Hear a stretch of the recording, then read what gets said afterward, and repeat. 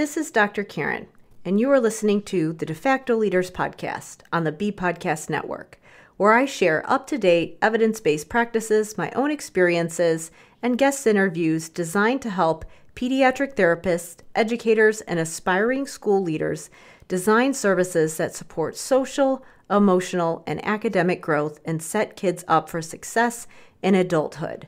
Whether you want to learn effective strategies for your therapy session or classroom, be an influential leader on your team, or find creative ways to use your skills to advance in your career, I've got you covered.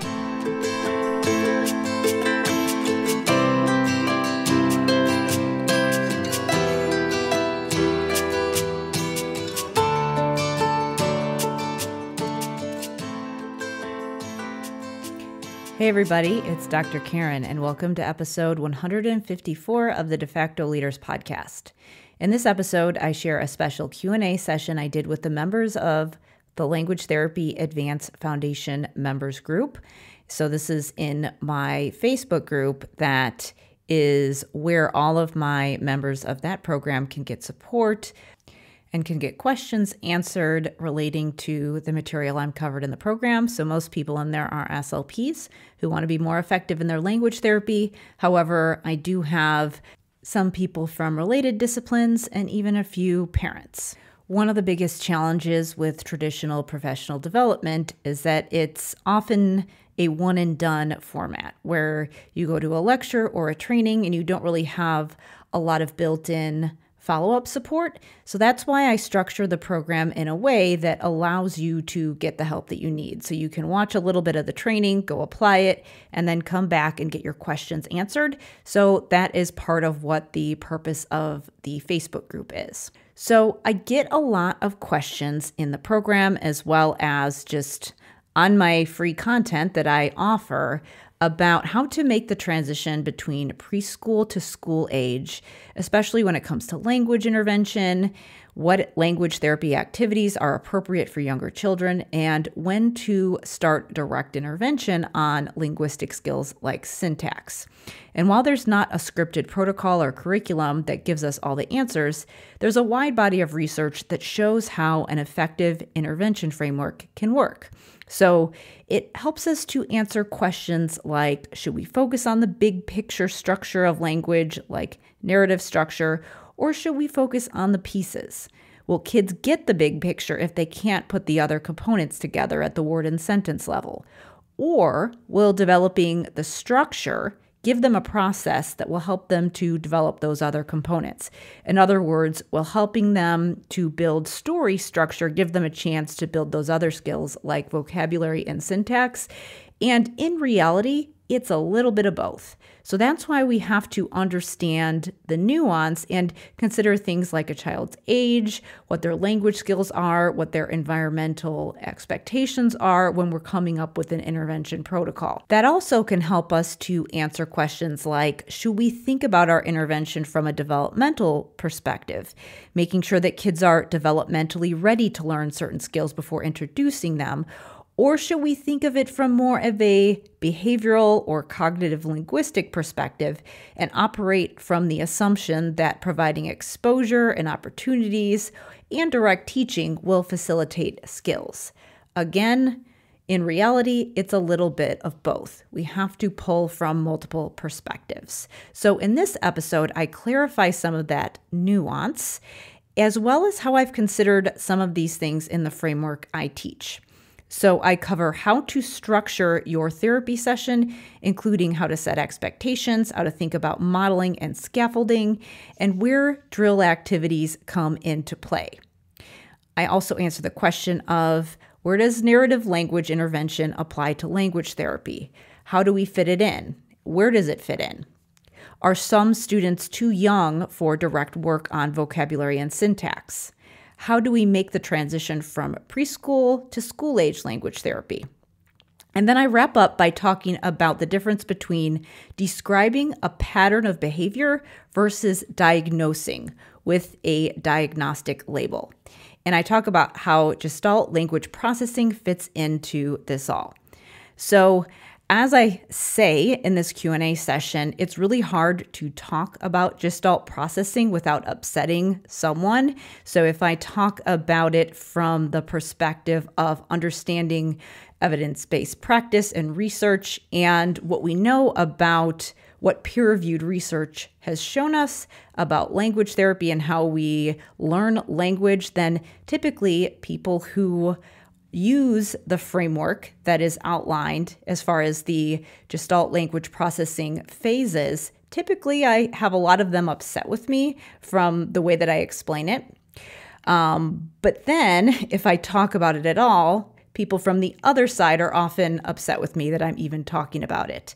And I actually share an article in this Q&A from the Informed SLP that I think did a really good job explaining the nuance as far as the difference between giving someone a specific diagnosis of how they have to learn language versus understanding that noticing certain behaviors and patterns that can help us to create goals for therapy and using a framework that can help us to plan our intervention. So there's a difference between rigidly putting someone in a category and assuming that they can and can't learn language a certain way versus just noticing patterns that they have and shaping those and helping to create functional communication.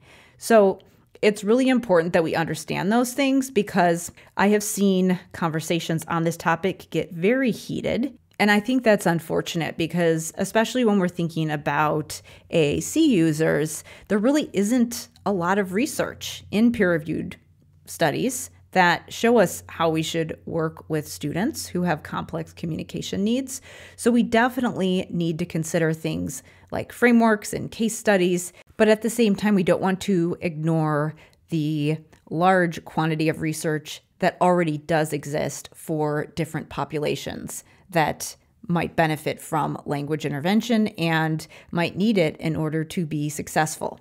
And just to clarify, when I talk about the framework for gestalt processing, I'm talking about the 4 stages of gestalt language acquisition that have been observed. So I don't get into all of that in this episode, so I highly encourage you to check the show notes for some links to additional resources that will give you more information. One of the other reasons I find it challenging to talk about this topic is because I always pronounce that word wrong.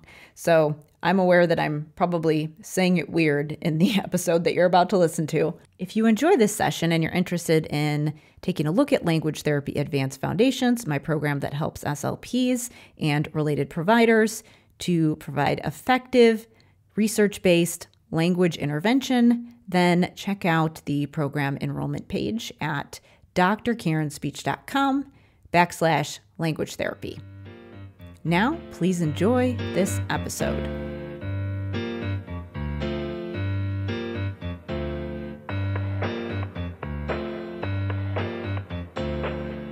Hey everybody, welcome to the live Q&A. Let me just double check to make sure that I am live and streaming, and we will get ready to go. I'm going to get started. So I had 2 things that I wanted to cover today, really 3, but the main thing was that I did get a question about how to structure sessions.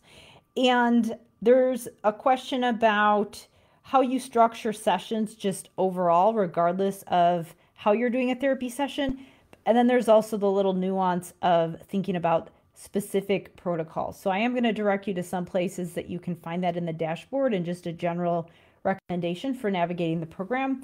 But then I'm also going to zoom out and go big picture and talk about how you can think about structuring your therapy sessions, because there are some frameworks you can use. You want to adjust them based on what you're actually working on, but there is a way that you can have some kind of a structure that you use so that your students have an expectation about what is going to happen in therapy. It's going to help you to keep things on track. So we'll talk about that first, and then I am going to talk about some principles for narrative intervention and how you can go about navigating the difference between working with kids who are younger and need more of a play-based approach, or need something a little bit different than what we focus on in this program, and when you can make the shift to doing some of the things that we address in here as it applies to some of the specific linguistic concepts that we teach, because there is a little bit of a shift, especially when you're thinking about making the transition from preschool to kindergarten to school age and beyond that. So there is a difference, and there is a way that you can apply some of the things that you might learn in this program to working with younger kids, but it is going to look a little bit different. And then I did want to touch on gestalt processing a little bit, just because I do get questions about this periodically. And so I wanted to clarify the information on that and direct you to some other resources. So let's start with the question about how do we structure your session. So my first recommendation for you, if you are new to the program, is just that you start with Module 1 and go through the program, because as I start with the first module, I do give you more of a bird's eye view and a high-level overview of how all of the techniques are going to fit together, and just the process of how you're going to want to cycle through things. But I do get into some specific protocols as you go through Module 2, 3, 4, and so on. So if you're starting the program and you're not really sure how this is going to look, I recommend that you just keep going through it. Now, some people like to watch one module at a time and try a little bit with their students at a time and then come back and do a little bit more. Some people like to watch it all the way through and then go back and then start to work through it with their students. There are about 10 hours or so of the core training, so you can do whichever one you want. Some people like to see the whole thing first and then go back and get into specifics. That's fine. Ideally, for your own learning, what's going to be best for you, which is, why a lot of times when you go to a traditional seminar or professional development training and there's no opportunity to follow up with the person who's doing the training, why there's poor carryover. A lot of times you get the information and you need to go apply it in order to learn it and then come back and get some support. So the reason that I've structured things the way that I have is that it enables you to do that. So ideally what you want to do is, for example, you might watch Module 1, and that's kind of an overview, and so that you might not have a ton to apply after that. But when you do get into Module 2, I recommend that you try the techniques in Module 2, do that for a few weeks, see what happens, see what questions come up, show up to these calls or ask questions in the group or in the comment sections below the videos in the dashboard, and get your questions answered that way. See what you can bring specific case study questions. And what that's going to help you do is figure out what questions come up. A lot of times when we are in a seminar or when we're reading something or learning something for the first time, we think we understand it, and then questions come up during the application. And there's no way that I'd be able to anticipate all of those things. There's no way that I'd be able to tell you step by step exactly what's going to happen every minute of your session, which, believe it or not, people have actually asked me to do that. There's no way I'd be able to do that, but I want to give you a decision-making framework and a process, and then you go try it, you see what happens with your students, and then we can come back and troubleshoot. So that's how I recommend that you go through the program if you do have questions about how to frame your sessions. But I did want to give you some high-level frameworks just about how to create that structure. So I'm going to give you a couple different options, and you'll find that you might be able to use these together, and you might also find that one of them might work better for you during certain situations, and some might work better in other situations. So the first one that I'm going to mention to you is the explicit instruction framework, where you do I do, we do, you do. So it's modeling, guided practice, independent practice. So that is a good way to present really any skill, where you start off with modeling the skill for your students. So whatever I am showing you how to do, you model it for your students first. And then you give them the opportunity to do it, and you are giving scaffolding and prompting You're doing any type of facilitation that's helping your students along, whether that be that you are modeling one response at a time and allowing the students to see what they can come up with on their own and kind of toggling back and forth as you're doing a longer activity just to give them the opportunity to do it on their own, but then jumping in when they need support, whether it be starting a sentence for them and allowing them to finish it, whether it be pulling in other cues, maybe it's visuals, maybe it's written supports. It depends on the activity, but in that second phase, you're doing the activity together with the students. That's the guided practice phase. And then eventually you want to get to the point where you're stepping back and you're allowing the students to do it on their own. And again, that is Archer and Hughes, and that framework is called explicit instruction. Again, we do I do, you do, I do, we do, you do. So as you are doing that framework, you want to keep in mind that you don't want to be too rigid about it. So for example, you might model it for your students and then get to guided practice and realize, you know what, you might need to back up and do some more modeling. Or maybe you might move to independent practice and you realize that your students need to back up and do guided practice again. So there's some flexibility in it, but you want to make sure that you are thinking about that framework and using that general process. It's a good way to help you present skills to your students, especially those that need some explicit instruction. You will find with some of these language tasks with your students, there may be kids in the general education population that might just catch on their own, and they might be able to go right to guided practice or independent practice without the modeling. But your students are likely on your caseload because they need some more explicit instruction. So certain things that you think might be obvious to them, maybe they might need some explicit modeling.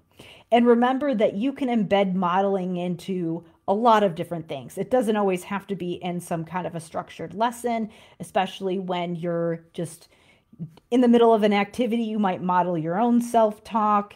You might have students, you might present them with an opportunity to try something. You don't necessarily have to structure each lesson with I do, we do, you do the entire time, but that's the process that you might use. So for example, some sessions you might be really focused on modeling a lot for them, and you might get to a little bit of guided practice. And then as you practice that skill in subsequent sessions, you may get to the point where you do a little bit of modeling, and then you might be able to move to guided practice more quickly. And then maybe you might get to the point where you do just a little bit of modeling, or maybe not that much within a session, and you can move to guided practice more quickly. So it's not necessarily always a situation where you have to do all three phases in a certain session.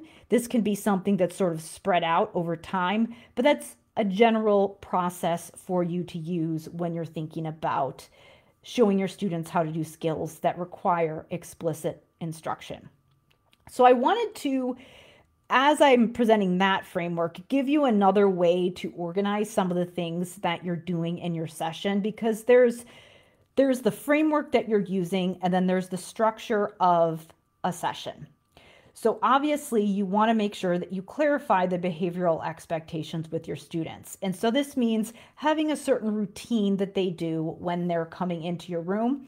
And the reason that you want to do this is because certain things are things that you might have to explain to them at the very beginning when they're starting to learn the routine.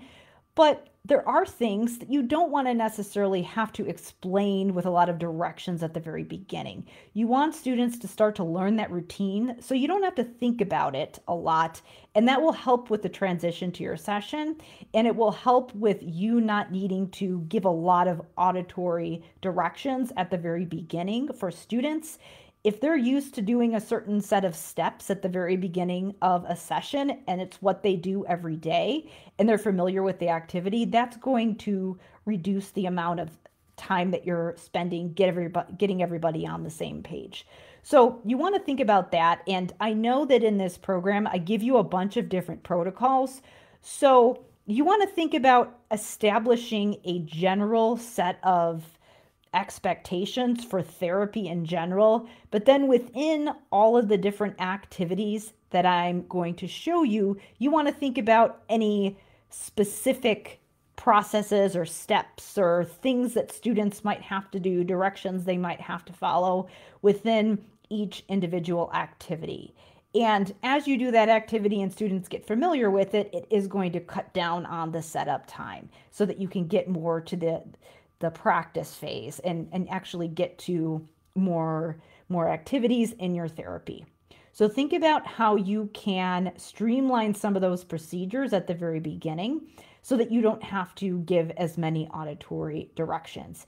It could be something as simple as, what are they expected to do when they come into your room? What are they expected to do at the very beginning of the activity? Is it the same every time you do that task?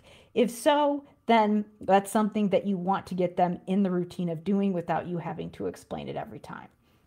So that's something you want to think about.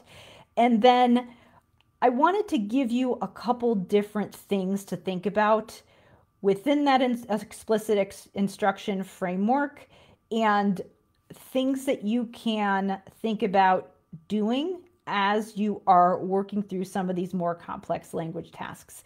And I'm going to give you a couple examples as well to give a little bit more context.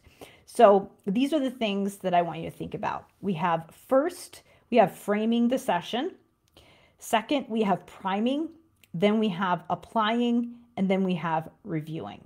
So framing the session is just getting everyone's attention and explaining what's going to happen in the therapy session. And this can be something really quick at the very beginning. Again, if you do this every single time and you say something like, today we're going to work on describing words to each other so we can get used to how to learn words and how to explain words to other people. This is going to help us to learn vocabulary so that we can be better readers. Something like that explains just a general idea of what you're working on and why you're working on it. Something really simple, and you want to get your students in the process and in the habit of listening to you say that at the very beginning of your session. So again, that's you framing the session and framing what's going to happen. And then obviously, if you have certain steps and things that are going to happen in the session, you can do that at that time as well. So that's where you want to start, is framing the session. What are we doing and why are we doing it? Then when we think about priming, this is where people get, I would say, where there's a little bit debate about what's functional, what's decontextualized, what's useful in therapy. Now, there are certain things that you can do in therapy that, when used in isolation, they're not very functional. But when they're used to prime for something that is more functional, they can be useful. So think of it like, if, for example, I'm a runner and there are certain times when I do certain running drills. There might be certain things that I do to improve my form and to kind of give myself a neurological warm-up so that when I actually go and do my workout, which is a lot more involved, my body is primed and ready to go. So there's ways that you can do this for your students as well to get them neurologically primed and ready to go for whatever the task is that you're doing. One of the things that is commonly done in therapy that can be considered a priming exercise is naming categories or putting things into categories. The reason that this is very relevant to what we do in Language Therapy Advanced Foundations is because one of the strategies that I teach in the program is semantic feature analysis, where we're self-questioning and we're thinking about different semantic features and using those questions and features to retrieve information so that we can be more descriptive when we're explaining words to people. And that is something that we can use to also help us give more descriptive definitions. It makes us more aware of relevant information about vocabulary, which helps us to store that information more efficiently. And it also helps to build metalinguistic awareness so that when we encounter new words, we can pay attention to those features and start to look for them. It builds awareness. But one of the most common challenges that students have when doing semantic feature analysis, specifically when we're talking about nouns, is naming the category. That is one of the more difficult semantic features. For younger kids, kindergarten, first grade, you might see that they have a difficult time naming category without some facilitation or scaffolding. They will tend to kind of talk around a word and talk about it and give you some accurate information, but not necessarily give you the defining features and state the category. So, as a result, we can use a priming exercise to get kids warmed up so that when we get to the more descriptive activity, when we're talking about different features of words, we've already practiced the category and that's fresh in students' minds. And so what we can do is kind of practice that skill so that when we get to the point that we're describing a word and we want students to think about the category, we can refer back to the exercise we did at the beginning. So how that might look is that you frame your session just like I shared a few minutes ago, and then we might do a practice where we are having kids for just a few minutes, just something really quick, can be just a quick 1 to 2 minute thing where we practice naming categories. And within this, if you've never done it before, you can do an I do, we do, you do really quickly. Or if students are familiar with it, you can kind of just start off by doing it together. But you're all taking turns, either just generating categories or generating words that go into specific categories. So for example, you might give students some words and they might have to say what category those different items fall into. Or you might say, tell me 3 animals, for example. So you can kind of play around with it that way. And then you might move on to more of an application piece where you are pulling out specific vocabulary words and you're looking up information about them and describing them and doing that more detailed semantic feature analysis. And here is where we're applying. It's application because we're engaging in some active discussion about the words. We might be looking up information and things like that. We might just be practicing describing words to each other, and we might put it into a game format where one person has a word and they have to describe it to another person and see if we can help each other guess what the other person is talking about and tell them if they're being descriptive enough and things like that. So there's a lot of ways that we can take that and apply it and do something more contextualized. So that would be the applying phase. So that is where we can do some kind of a really structured activity, but then we follow it up with something that is application. I'm going to review what I just said because I know I just shared a lot. So first I said we're framing the session. Then I said we're priming, so doing some kind of a quick activity that is a little bit drill-based, but is going to prime for something we're going to do later. We're not going to do that for the whole session. We're just going to do it as kind of a warm-up. Then we're going to get into something that's more detailed, requires more description and an engagement. So that's when we get into the applying phase. So I just shared an example of how we might do that for semantic feature analysis. Then the final thing that we want to do is reviewing. So here is where you might want to just do a quick wrap up. Maybe you are asking kids, what did you learn today? You are maybe reiterating what you said at the beginning when you framed the session. It might be something like, today we worked on describing words, and look at how much information you were able to come up with when we thought about the questions that we were asking ourselves. So you want to do some kind of a review of what you did, maybe state something that students did well. You can also state something that they can work on next time. And we might say, sometimes we found that if we didn't look at our document or we didn't look up the answers, we had a difficult time. So next time we're going to practice this some more so that we can get better at it. So if there is something constructive that you need to say, we can reflect back on that and talk about what we might do differently next time. And you can get students involved in this process as well. So this can be something that you just do quickly at the end to reiterate what you did. Again, those 4 pieces are framing the session, priming, applying, and reviewing. And there's lots of different ways you can think about that framework. You can do it within a session. You can zoom out and maybe do it relating to some specific experience that you are preparing a student for, where maybe your whole therapy session is the priming, and then you're going to go out and send them into a situation where they're going to apply those skills, and then you come back and do a therapy session, and that's your review. So there's a lot of different ways that you can use this framework, but you can definitely use it in a very zoomed in way when you are thinking about your therapy sessions. I wanted to take a quick break here to talk specifically about Language Therapy Advanced Foundations, because I know that as a listener, if you are not a member of the program, it might be kind of difficult to hear some of these things out of context and understand a frame of reference for what I'm talking about. So the Language Therapy Advanced Foundations framework is designed to help those students who really need support with language in order to help them build those high-level comprehension skills. We focus on things that will build vocabulary and support language processing. When we think about vocabulary, we're not just talking about naming and identifying words, we're also talking about other things like phonology, morphology, orthography, semantics, and syntax.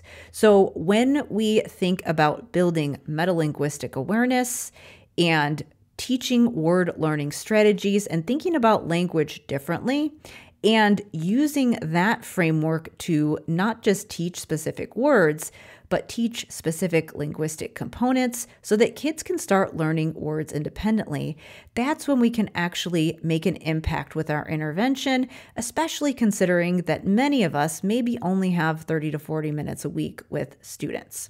Again, the framework is about supporting vocabulary using components of language like phonology, orthography, morphology, semantics, and syntax, and using tools like self-talk and supporting metalinguistic awareness so that kids can start to learn words on their own once they leave your therapy room. To learn more about the program, go to drkarenspeech.com/language therapy. Okay, so that covers how we want to think about structuring our therapy sessions. I wanted to, before I wrap up, talk a little bit about narrative intervention. So you will see in Module 1, when I go through the Success Path video, I talk about how to cycle through the different phases in this program. And really what we do in here is work on some of those underlying language skills that are preventing students from engaging in that high-level comprehension and expression. So a lot of times when students are struggling with stating the main idea or inferencing or writing with nice, complete, complex sentences, it's relating to vocabulary and syntax. You need to be able to put those pieces together in order to understand the big picture. So we're really focusing on those in this program. And this is particularly relevant for those school-age students who are not making progress with comprehension. Now, there's a chicken or egg debate here, because there's the one side of the debate that says if you don't have the pieces together, like if you don't understand one sentence at a time, or if you don't understand the words in the sentence, it's going to be hard for you to comprehend what you're listening to and what you're reading. So if you're trying to tell a narrative or read a narrative or listen to a narrative, it's going to be hard for you to comprehend if you don't have all those pieces in place. But then there's the other debate or the other argument that says if you don't know how to structure things, you're not going to know how to fit all those details and put all those other little pieces in place and structure your narrative. So which one is correct? Well, they're both kind of correct. So I wanted to direct you to an article that was just published. Actually, this was published in 2020 by Spencer and Peterson. It is in Language, Speech, and Hearing Services in Schools. It's called Narrative Intervention, Principles to Practice. And this is just it's a very nice descriptive article of some principles that you can use when doing narrative intervention. And the first principle is that students need to have that high-level structure of narratives. They need to be able to retell events and stories in order for them to start practicing using those complex sentence types. So that sounds like it is the opposite of what I'm teaching in this program, but really it isn't. Because if I were to work with a younger student who is in preschool, for example, and I can tell that they're struggling to retell narratives and they don't have that structure, then I would actually start with the narrative intervention. Now, if I were working with an older student who's maybe in kindergarten and they have that basic story structure in place, but I can tell that they need some work with syntax and vocabulary, I would flip-flop and I would really add an additional component to my intervention. So I would continue to work on narratives, but I would add some intervention cycles that are more focused on those specific sentence types, which is essentially the shift that I'm teaching you how to make in Language Therapy Advanced Foundations. A lot of people come into this program and they're doing a lot of those high-level activities that are focused on narratives, and they're finding that their students are not making progress. So we want to keep the narrative intervention. That piece is really important, but we want to make sure that we add those other structural components, which is what I teach you how to do in this program. Now, I will say that a lot of times when people are interested in joining and they're saying, you know what, most of my caseload is preschool, I don't really have many students who are older than kindergarten age, then I would say that they probably would need to do more of a narrative intervention focus with their treatment. And yes, it could be useful if they have some older students on their caseload to learn this framework. And also, if they're thinking about syntax as they're working on narratives, to kind of pull it in and make sure that they're modeling some complex sentence types. But I would embed it into that narrative intervention. And then as students get older, kindergarten, first grade, as they start to build some of those narrative skills, that's when we want to start really focusing on some more intensive work at the sentence level, when students are able to engage in that back and forth dialogue with you, retell stories. Then they have a little bit more to work with so that they're able to benefit from some of the intervention that we're doing in this program.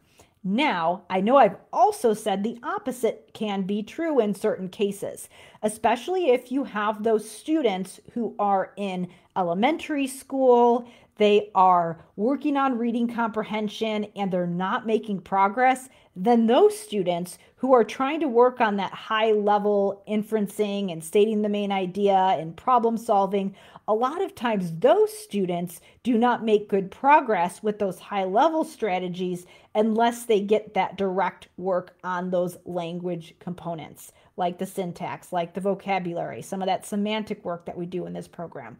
So you can kind of see that we need to consider a developmental hierarchy to a certain extent, but we also need to consider exposure. And we want to think about this from multiple models, from both a behavioral, from a cognitive linguistic, and also from a developmental perspective. So we want to think about this from different angles and understand the nuance here. Now, I will say that because narratives are very important, they are included in the generalization phase that I teach in Language Therapy Advanced Foundations. Again, I'm keeping that component. I'm just adding additional things in the way that I cycle through my intervention. So if you're coming into this program and you've been working on narratives, that's great. Keep that, but we're going to add some of those other things. And that's what I teach in those first modules of this program. I show you how to cycle those in, and then we're going to cycle over to the narratives as well. Because when we're thinking about therapy, just as I described at the beginning, we do want to have that mix of things that are priming and that are a little bit more drill and practice, but we just want to make sure that we follow it up with that application and we're not doing the same thing the entire time. We actually need a nice, healthy blend of both so that students get enough intensity and practice, but also so that they get that opportunity to apply those things. So that's how we want to think about it. So below this video, I am going to link to a couple things. I'm going to link to an episode that I did previously on De Facto Leaders on my podcast. And actually, at the time that I recorded this episode, it was called Are They 18 Yet? So don't be confused when you listen to it. But it is episode 64 called Are Kids Ready to Work on Complex Sentences in Early Elementary School? So I give some additional context on how we can embed that work on complex sentences and think about making that transition when we're thinking about preschool versus school age. So I talk about some of the nuance there in episode 64. And then I also wanted to share the narrative intervention article. And again, that is on the ASHA website. And I will link to that below this video as well. So as we're thinking about high level versus putting the pieces together, it is relevant to mention gestalt processing. I do get questions about that on my webinar periodically about, does this work for autistic students? Does this work for gestalt processors? So this topic is a little bit difficult to discuss because no matter what way I explain it, I usually have people upset. But it is really important that we understand the nuance in this because we want to understand what is evidence-based, but we also want to understand that there are certain principles and frameworks that can be clinically useful for some of those populations where we don't have a lot of peer-reviewed research, or I would say peer-reviewed research with big controlled designs and a lot of participants, just because certain populations are difficult to study. And also we want to understand that there is research and strategies, and then there are frameworks that we can use in conjunction with that research and those strategies. So the first thing that I want to say is that there is just saying that someone is a gestalt processor, that is not a diagnosis that's recognized by the DSM. So because it's not a specific diagnosis, we don't technically have criteria for identifying when someone is a gestalt processor.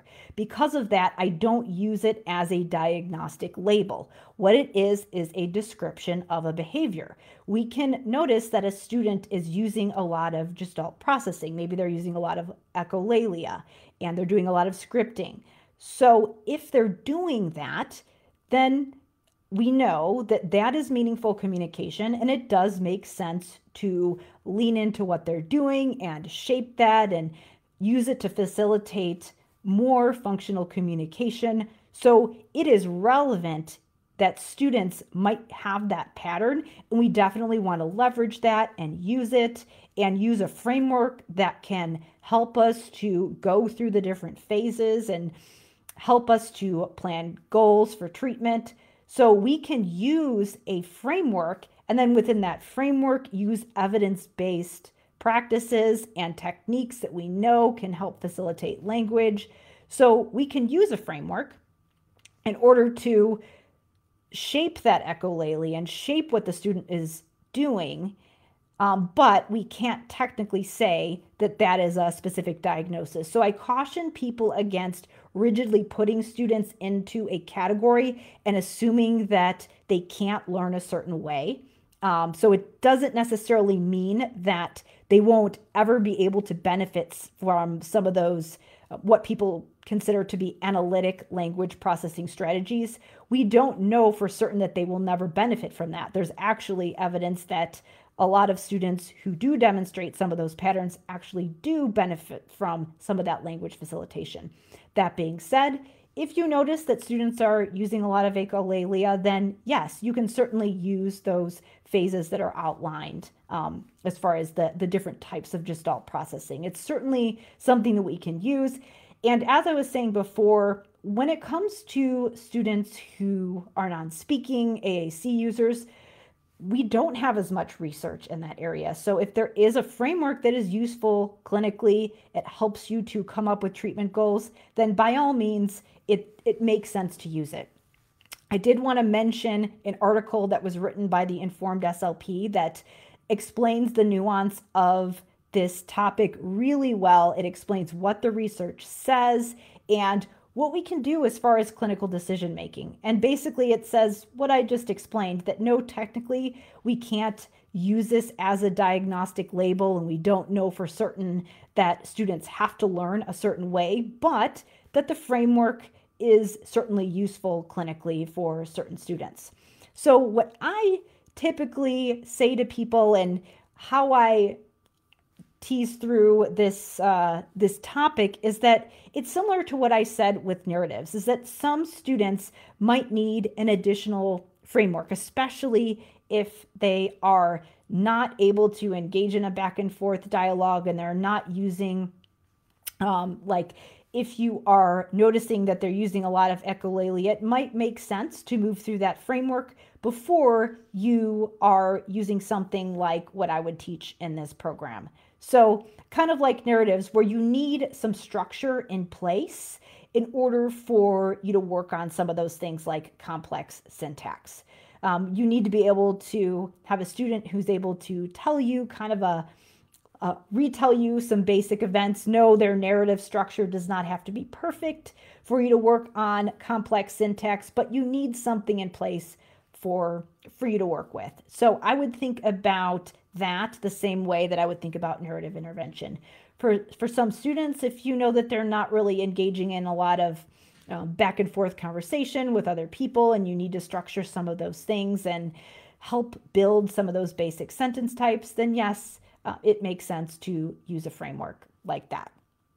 So I will link to that Informed SLP article as well, because I think it was a really good summary of what the research says and how we can think about this.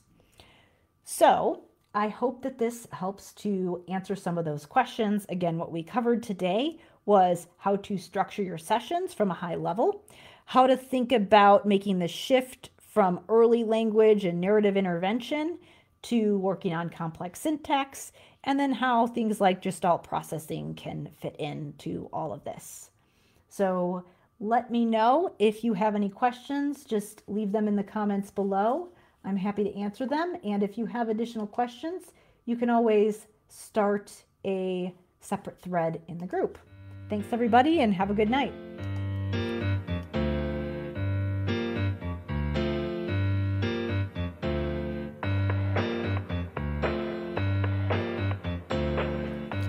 Thank you so much for listening. If you're interested in checking out Language Therapy Advanced Foundations, if you are an SLP and you want a better framework for language therapy, if you have students who have been working on inferencing questions and stating the main idea, and WH questions, following directions goals, and you're not seeing them make progress, and sometimes you feel like you're kind of just guessing or grabbing random games off your shelf, I know that that is something that happens because I've been there. So if any of that sounds familiar, check out Language Therapy Advanced Foundations, my program for speech pathologists and other related providers who want a framework for language intervention. To learn more about the program, you can go to drkarenspeech.com/language therapy. As always, if you found this session useful, then feel free to share this episode with your friends or your colleagues. And it helps me out so much if you leave me a rating or review wherever you listen to your podcasts, whether that be Apple, Spotify, Google Podcasts, or whatever podcast directory you prefer. And then finally, if you have a suggestion for a guest, or if you are interested in being a guest on the De Facto Leaders podcast, please email me at talktome@drkarenspeech.com. Thank you so much for listening, and I will see you next time.